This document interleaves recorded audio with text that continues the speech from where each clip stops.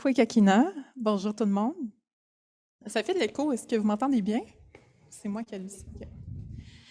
Kwekakina, Wijani Dejini Gazunan, Denanishtabikwe. Bonjour, bonsoir tout le monde. Je m'appelle Oudia, je suis Anishtabikwe. Je suis la directrice fondatrice de Mikana. Donc, bienvenue à ce pré-lancement du parcours éducatif du projet La boîte à outils décoloniale. Merci d'être là aujourd'hui avec nous. Ça nous fait vraiment plaisir de vous avoir avec nous aujourd'hui. Je vais vous présenter, c'est un projet sur lequel on travaille depuis 2 ans. Donc, il y a Mikana, le réseau de la communauté autochtone de Montréal, le bureau de l'engagement communautaire de l'Université Concordia. Donc, une équipe qui travaille très fort sur ce projet depuis 2 ans. Elles vont vous en parler davantage, mais bon, ça avait commencé avec des petites idées, puis finalement, les idées ont évolué et ça a mené à vraiment un projet de plus grande envergure. Puis, c'est ça, chez Mikana, en fait, pour celles et ceux qui connaissent moins l'organisme, on est un organisme autochtone sans but lucratif. On fait de l'éducation, de la sensibilisation sur les réalités et perspectives des peuples autochtones. On a 3 volets, donc un volet éducation, sensibilisation, dans lequel on développe notamment des activités, des ateliers, des outils de sensibilisation, dont lui que vous pouvez découvrir ce soir. On a un volet jeunes ambassadeurs, donc il y en a ici dans la salle. Je vous ai trouvez-les. C'est comment dire, où est Charlie? Il y en a dans la salle. Donc après, aussi le côté plus formel, il va y avoir un espace pour discuter de manière plus informelle. Si vous voulez comme davantage rencontrer des membres de l'équipe, des ambassadeurs de Mikana. Donc, les ambassadeurs s'impliquent notamment dans l'animation de différentes activités qu'on organise, s'impliquent dans le développement de contenu de plusieurs outils qu'on développe. Puis le 3e volet, c'est le volet changement systémique et durable. Donc, on a réalisé qu'il y avait une limite aussi en termes d'impact pour des ateliers de formation. Donc, on est en train de chercher justement des occasions de partenariat avec des milieux qui sont prêts à entamer des changements dans leur milieu en termes de respect des droits des peuples autochtones. Donc, c'est pas mal qu'est-ce qu'on fait. Puis, bon, je ne vais pas rentrer peut-être trop dans le contexte du projet parce que mes collègues ici vont vous en parler tantôt. Mais tu sais, ce qu'on a réalisé chez Mikana avec le temps, c'est, je pense que vous l'avez réalisé aussi, le phénomène de sursollicitation qui existe vraiment auprès de la communauté autochtone en ce moment, dû au fait qu'il y a une prise de conscience collective soudaine, là, un intérêt soudain aussi là, sur les questions autochtones.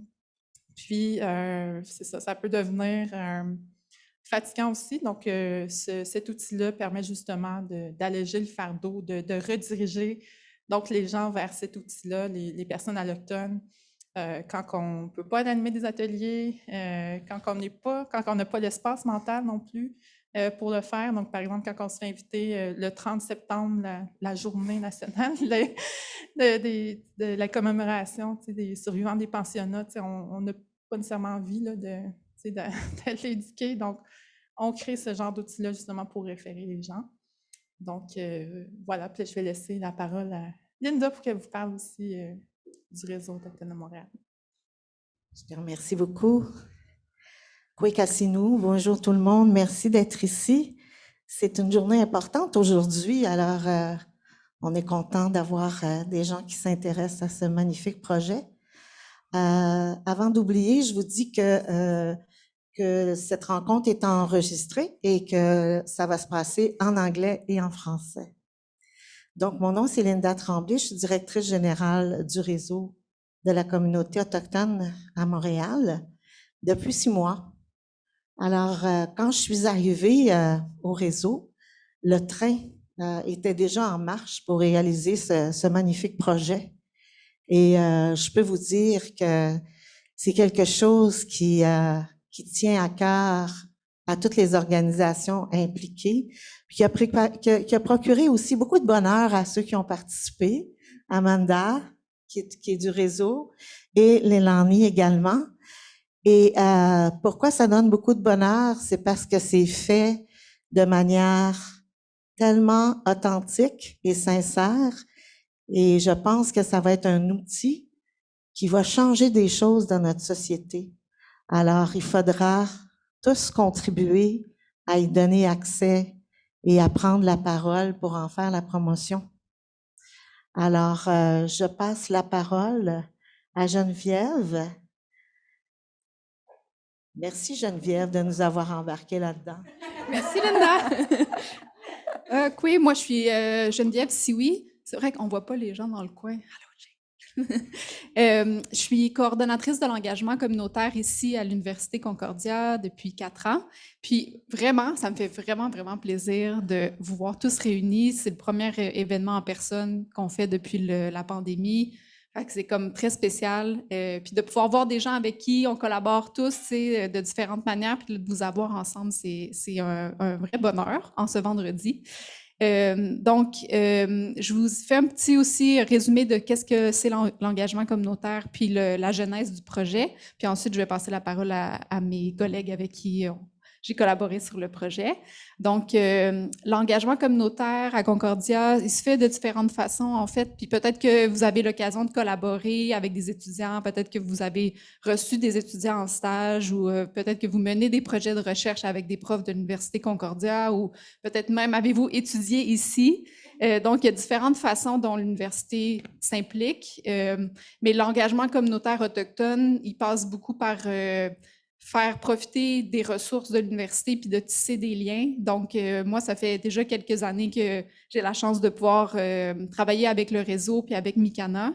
Puis en 2020, on a eu accès à du financement qu'on a voulu mettre à disposition des organismes pour qu'ils puissent poursuivre leur mission puis pouvoir travailler sur des projets qui leur tiennent à cœur. Donc, j'avais initié des discussions avec Widia puis avec la direction du réseau pour voir un peu quels étaient les besoins. Puis un des besoins qui avait été nommé, comme Widia l'a dit précédemment, c'était vraiment d'alléger le fardeau d'éducation, de se faire constamment solliciter pour faire de la formation. C'est difficile de répondre à ces besoins-là quand on est un petit organisme qui fait déjà des choses extraordinaires. Il y avait aussi une envie entre les deux organismes de travailler plus ensemble. Mikana et le réseau disaient on a le goût de comme avoir des projets communs. Donc, on a pris le financement qui était à disposition pour initier ce projet-là. Puis ce qu'on a fait, en fait, au départ, c'est d'aller regarder c'est quoi les ressources qui existent déjà, les ressources qui sont soit universitaires, mais aussi toutes les ressources communautaires ou des individus qui forment, qui donnent de la formation, qui donnent de l'information sur les réalités autochtones. Puis on s'est rendu compte qu'il y en avait vraiment beaucoup. Comme vous avez créé beaucoup de ressources, peut-être vous avez fait des vidéos, des podcasts, des articles, des livres, mais on s'est rendu compte que ce qui pourrait peut-être être aidant, c'était d'organiser ces ressources-là pour qu'un lecteur puisse avoir un point de départ, puis puisse se sentir pris en charge pour acquérir le bon vocabulaire, pour ensuite être capable d'aller lire des rapports, puis de bien comprendre de quoi il s'agit, puis qu'il y ait vraiment une progression dans les apprentissages, puis de ne pas se sentir perdu dans la mer d'informations qui existent. Donc, c'est comme ça qu'on est parti, puis qu'on a décidé de créer cet outil-là qui est un parcours éducatif. Puis, voilà, je pense que c'est le temps que je passe la parole à mes collègues. Donc, je les laisse se présenter, puis en fait, on va expliquer un petit peu plus en détail qu'est-ce que le document qu'on vous présente aujourd'hui.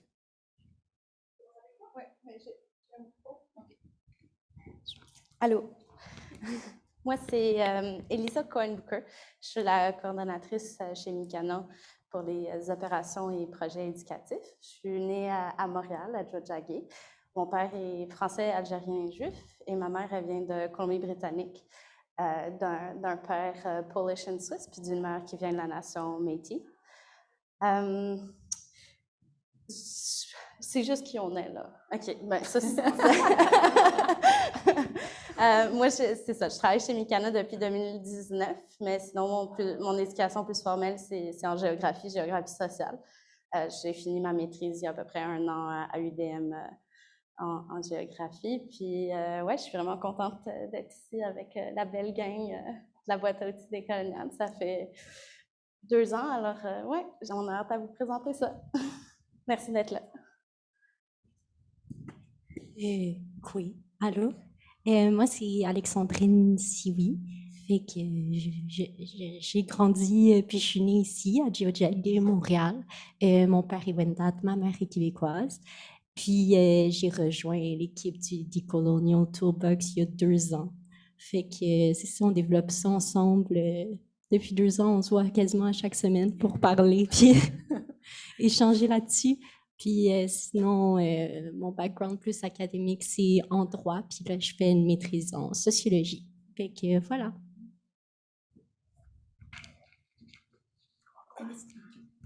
Hi, everyone. My name is Leilani Shah. I'm Mohawk from Kahnawake, and I had the great pleasure of creating the tool visually that you kind of all see today. So this was a process that I've been a part of for the past, I would say, 5 months in terms of that. In that aspect, but I also work at the Montreal Indigenous Community Network alongside Linda and Amanda as well. So thank you.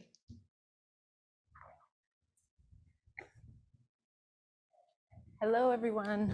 I better put this. Oh, sorry, I'm not used to mics. So my name is Amanda Moniz. I am a settler here on Tiohtià:ke. My grandparents immigrated from both Italy and Portugal in the 1950s and settled in Tiohtià:ke. So it's where I grew up all my life. My background is primarily in law, so I practiced law for a couple of years, and I've now been at the network for about 2 years now. So my role is in communications and advocacy, and I've been on the project. It was my first project, actually, when I first came to the network. So this is really a very special day. And on that note, I think we can start. I think everyone's really excited. So maybe just to explain a little bit of the format of how we're going to present to you today. So I'm going to act as a sort of informal MC, moderator, facilitator. And what we'll do is we'll have a conversation amongst ourselves, but to present to you the tool. And we won't specifically have a question period at the end. What we'll do is we'll allow everyone to explore the tool, as you can see around you. And we're going to be available for any questions you may have. Please come see us. Be happy to answer you. So what is this tool? What is the educational pathway? So 2 years ago, we got together and we decided we really wanted to create what was called, or what we named, the Decolonial Toolbox. And what we had decided was in this toolbox, we wanted to include many, many educational tools. And so was born what we have here today, which is the educational pathway. And its intention is really, as we've heard before, its intention is to educate a mostly non-Indigenous population who really want to learn more about Indigenous realities. And not only are interested in meaningful allyship, but really want to unlearn these really like colonial narratives. So that is really the intention of this educational pathway. And just to give you a big picture of what you'll see when you'll walk around and explore, we've got a cover page. There is a creation story. Please read our creation story. It is the story of the educational pathway. And then we've got different levels. And what's being presented to you today are levels 1 and 2 out of 5 levels.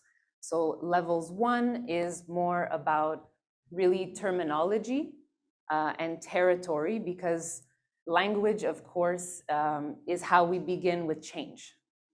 So we really found it foundational to start with changing people's vocabulary. So that is more about level 1. And then level 2 moves into more what's called colonial strategies. So it's to educate folks about colonial history and what's taken place on this territory. So I think we can move on. And really, what was important was the collection of resources. And what we saw, as we were saying before, there were so many resources, and a lot of you will actually see your resources in the tool. So maybe we can explain what was our thought process as we were thinking about picking different resources. Merci. Oui, ben le premier critère qu'on a utilisé dans la recherche de ressources, ça a vraiment été de prioriser les ressources qui avaient été créées par les personnes autochtones puis les organismes pour décrire leur réalité. Ensuite, on a aussi inclus des ressources qui pouvaient incorporer les savoirs autochtones de manière respectueuse. Mais au début, vraiment, ça a été de comme répertorier tout ce qu'on voyait, tout ce qui avait été fait, d'aller voir les ressources, de voir qu'est-ce qui était dit, comment c'était dit, puis après ça, de développer le parcours pour que ça reflète le travail qui avait déjà été fait, mais d'une manière organisée pour que les gens se sentent pas débordés par l'information, qu'ils soient pas perdus. Fait qu'un peu de donner, c'est ça, un chemin à suivre à la personne pour qu'elle puisse apprendre par elle-même sans que quelqu'un ait besoin de lui expliquer les choses. Fait que c'est ça. Le deuxième critère qu'on a utilisé, c'est vraiment l'accessibilité. Donc, il y a énormément de ressources. Fait qu'on voulait pas que l'argent soit comme... que l'argent soit comme quelque chose qui empêche quelqu'un d'apprendre. Fait que toutes les ressources principales qu'on a choisies, à part une ou deux, sont gratuites.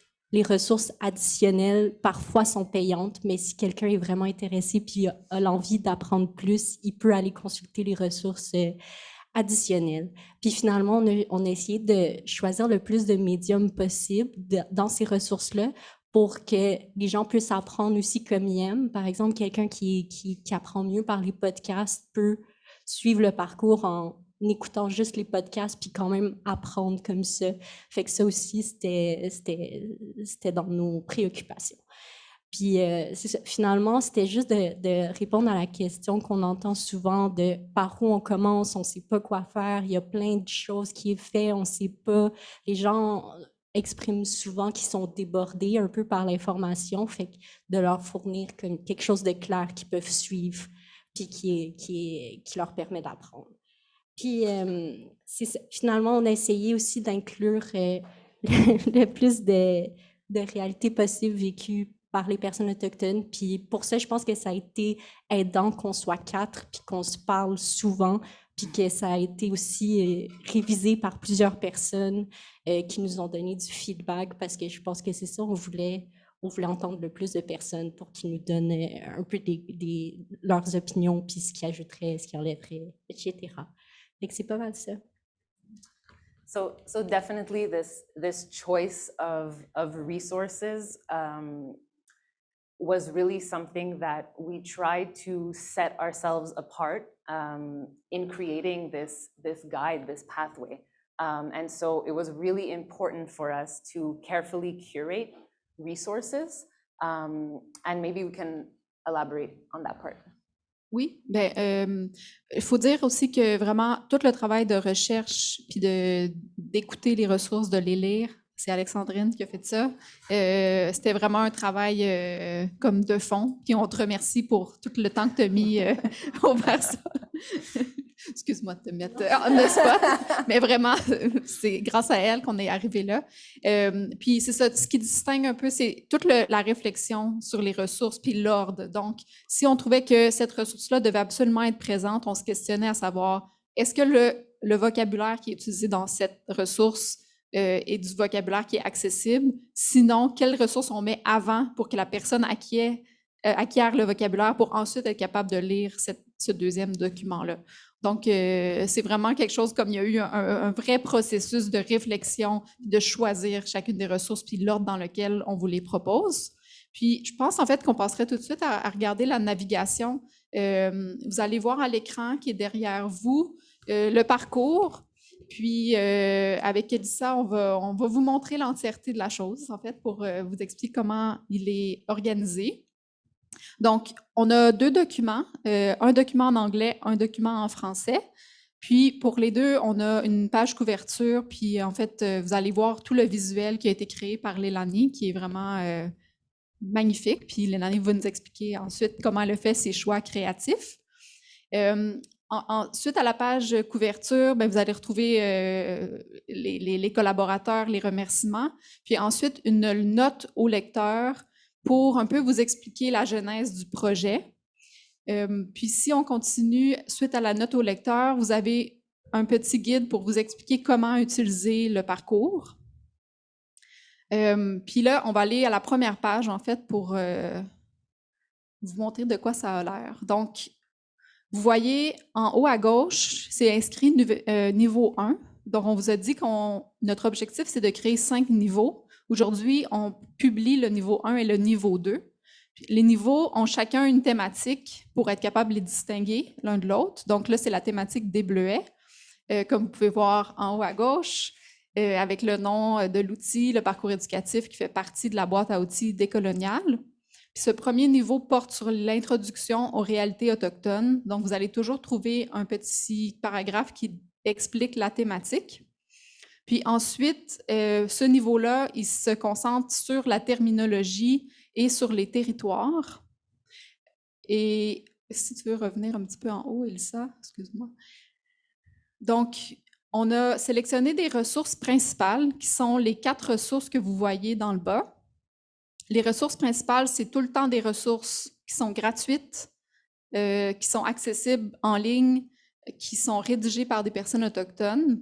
Puis, chaque icône, en fait, vous indique de quel type de ressources il s'agit. Donc, la première à gauche, une chronique qui est une vidéo faite par Mélissa Molène Dupuis. Ensuite, on a les autres qui vous indiquent que ce sont des articles. Puis, quand vous allez aller naviguer l'outil, vous allez pouvoir cliquer sur le nom de la ressource, puis ça va vous amener en fait directement à cette ressource-là. Donc, vous n'avez pas besoin d'aller retaper, faire une recherche Google pour retrouver la ressource. Les liens sont directement dans le document. Ça, c'est les ressources principales qu'on vous propose pour les thématiques territoire et thématiques terminologie. Vous voyez aussi des encadrés où est-ce qu'on voulait faire ressortir de l'information. Donc, ici, par exemple, on explique pourquoi on a choisi d'utiliser le mot Kanata. Puis, vous avez un icône avec le son pour pouvoir aller écouter la prononciation du mot. À droite, vous voyez d'autres ressources, donc les ressources principales pour la thématique du territoire qu'on a sélectionnées. Puis, si on continue à la fin de ce premier niveau, vous avez dans le bas des ressources additionnelles. Donc, dans les ressources additionnelles, on a choisi des documents qui peuvent être soit payants, des documents qui peuvent être plus longs. Donc, par exemple, un rapport d'une commission, on le met en ressources additionnelles parce que ce n'est pas nécessairement très accessible, disons, pour un public qui commence ses lectures, d'avoir un rapport de 300 pages à lire, mais c'est important de l'avoir en ressources additionnelles parce que c'est là la source primaire d'information. Donc, c'est comme ça qu'on séparait ce qui était une ressource principale d'une ressource additionnelle. Puis encore une fois, chacune de ces ressources-là, si vous allez cliquer dessus, ça va vous amener directement au document. Si c'est une ressource payante, bien, ça va vous amener à un libraire autochtone pour faire l'achat de la ressource. Donc, ça, c'est le niveau 1. Puis on vous montre rapidement le niveau 2 qui porte sur les stratégies coloniales. Donc, l'objectif, c'est bien sûr de parler de ces stratégies-là, mais aussi de déconstruire tout le narratif autour du colonialisme. Le niveau 2, la thématique, c'est le pissenlit, donc pour le distinguer du niveau 1, bleuet. Vous avez encore une fois une explication de la thématique. Puis, on a une division pour chacune des sous-thématiques. Donc, le premier point qui est présenté, c'est la loi sur les Indiens. Donc, vous pouvez voir à droite les icônes avec les différentes ressources qui ont été sélectionnées et les ressources additionnelles pour la thématique de la loi sur les Indiens. Puis ensuite, ça continue avec les pensionnats, la rafle des années 60 et on a aussi voulu parler de la rafle du millénaire. On a ensuite une section sur l'abattage des chiens de traîneau pour parler de cette réalité-là, ainsi que une section sur le déplacement des familles dans l'extrême arctique. Donc, ça, c'est les 5 thématiques qui composent le niveau 2. Je terminerai par vous dire, en fait, qu'il va y avoir donc 3 autres niveaux qui vont être publiés dans la prochaine année. Puis les 3 autres niveaux vont porter, entre autres, sur la résilience et la résurgence autochtone. On va aussi vous parler du concept d'allié, de l'antiracisme, puis aussi célébrer la pluralité des nations. Donc ça, c'est ce qui sera apparaître. Mais pour ce qu'on vous présente aujourd'hui, en fait, vous avez vraiment, c'est un pré-lancement, donc on voulait vous le présenter en primeur parce que l'outil va être publié, rendu public le 21 juin pour la Journée nationale des Autochtones. Notre objectif, c'est que cette journée-là, le document puisse être accessible au public non autochtone, puis qu'ils puissent le prendre comme une invitation à continuer leurs apprentissages. Puis on espère aussi, en fait, que vous allez pouvoir le partager. Si ça peut être un outil pour vous dans votre travail, quelque chose que vous pouvez facilement proposer comme lecture, ou peut-être à des gens autour de vous. Et puis, on compte... je suis en train de te voler ton speech. Je vais te passer la parole. Okay. C'est beau. Je pense que j'ai devancé ce que je devais dire. C'est vraiment correct. C'était l'outil. We're having a conversation. Yeah, it's okay. It's all right. So it really brings us to an important question, which is, it's great to see the content, it's great to see the tool, but how is it going to be useful for the people in this room, as well as to other organizations that couldn't be here today? So maybe you can speak more about that. Yeah, thanks, Amanda. I'm going to switch to English for this part. So our hopes are that this tool is going to contribute to alleviating the burden that Indigenous people find themselves with to continuously be educating non-Indigenous people. Indigenous people are over-solicited in their professional life, but also in their personal life. We have youth who find that when they go grocery shopping wearing beaded earrings, they need to answer questions about the status of drinking water in communities. This tool, we're hoping, is going to be a stepping stone for learners before they impose the educational labor onto Indigenous people. So in Mikana workshops, we always start with the basics. We want everybody to be at the same level so that we can progress together to more complex topics such as unconscious bias or cultural safety. Similarly, the educational pathway of the Decolonial Toolbox, we set it up in a way that it would provide that foundational knowledge so that we can begin having more in-depth conversations. So it can be used in internal trainings.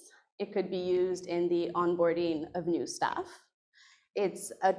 Individuals can follow this pathway and use it to guide them in their learning process, but it's also possible for groups to follow it together and to organize sessions to discuss what they're learning about. For us at Mikana, this tool would permit us to request that all the participants of our workshop have followed it prior to coming to one of our events to make sure they have the basics. So when they do come to the space with our youth, with our ambassadors facilitating the content, we can have those more in-depth conversations. But it also ensures that the space in which we're sending them is that much safer. The participants that are there have done some work to understand the basics before coming and requesting more work of Indigenous people. as my colleague Gazanukta said it so well, there's value in the learning process being more independent and shifting the responsibility to the person or people learning. This tool permits that. It permits an individual approach to education and to create that reflex to self-educate instead of always asking others to teach us.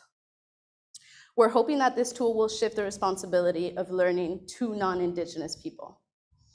So by which is what Jen was gonna share, we're gonna be creating stickers that link with a QR code that linked to the tool. So it's gonna be a quick and easy access. It's something that Indigenous people will be able to have in their bags when they receive those unsolicited questions that they don't want to answer. You can take the sticker out and hand it out. Yeah.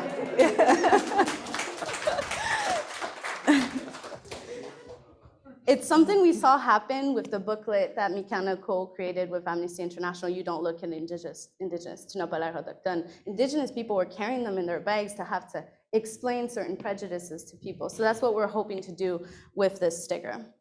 So many resources have been made by Indigenous people. They highlight their experiences, their expertise, their voices, and their narratives. Indigenous people have done the work. It's now up to non-Indigenous people to dedicate time and space to listen and to learn. That's what I would have to say.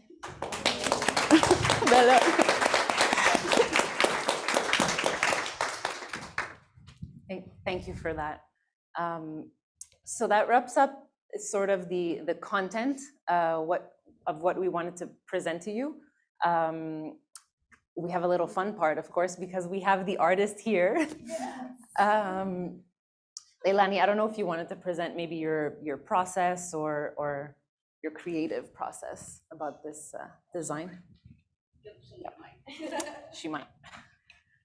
So I'm not sure what a process I can actually speak to, because as there's probably many artistic people here, it's really hard to justify the choices that you always make artistically, but it's in there somewhere, so I'm gonna do my best to try to express that. So when I first was introduced to the tool, which was around 4 to 5 months ago, the information was so beautiful. There was so much information there, but I tried to kind of think objectively of if this was someone's first time seeing all of these terminologies or these really complex anecdotes, like it was very, very overwhelming. So I tried to organize the information in a way that is friendly and approachable, and can kind of be understood by anyone, no matter what their kind of background is in terms of Indigenous realities. So with that, I kind of thought of the information as like entering a wild garden. It's very overwhelming. There's all different things coming and going, growing, dying. And this is really how the tool, how I kind of seen it, that there was all of these things interconnected, and there's things that are below that we cannot see, but they're all kind of speaking with each other. So for the first level, I really focused on blueberries. And for both of the two levels, blueberries and dandelions are medicines traditionally. And for the terminology, and I can't remember what else is it? Terminology and territory. Both of those things are like kind of fun. They're like really nuggets of information. So I thought of like, kind of incorporating the blueberries into that. And blueberries are so fun and delicious that not only humans enjoy them, but bears enjoy them, and other creatures that aren't human love them as well. So then moving on to the second level, dandelions are really a medicine that you wouldn't necessarily know, but you can incorporate and use every different part of that to really nurture yourself in different parts of your body. And also, I kind of thought dandelions would be the best one for that particular level because people also wish on dandelions. You make a wish, and I think my wish for this is that people can read level 1 and 2. And yeah, so I hope all of you enjoy the tool. And please, if you find any mistakes or any links that don't work, please don't tell me today. I'm too fragile for that. But feel free to let us know by email or anything else later on. Thank you.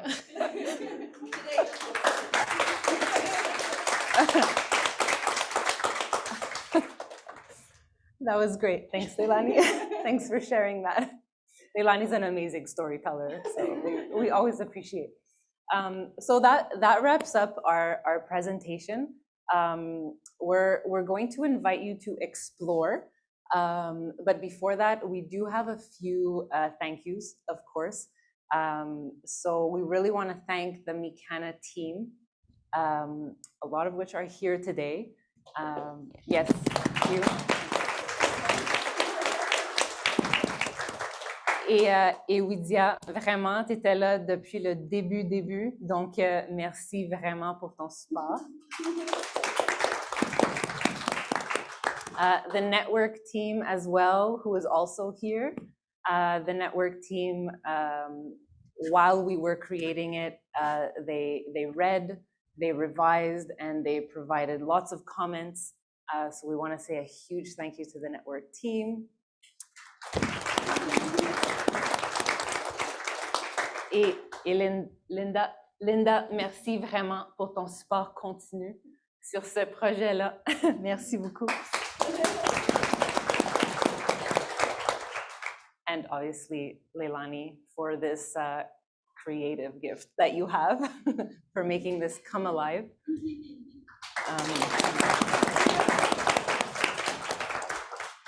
Merci aussi à Marie-Michelle Sioui et à Savannah Stewart qui ont fait la révision du français et de l'anglais de l'outil. Vraiment, vraiment apprécié. Donc, merci. Est-ce qu'ils sont ici aujourd'hui? Non, hein? OK. Ben, merci.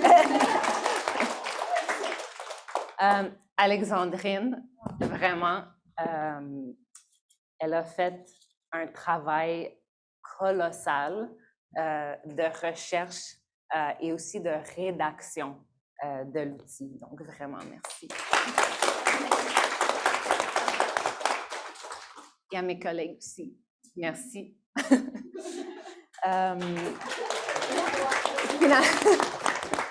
Et finalement, vraiment un gros merci aux gens dans la salle.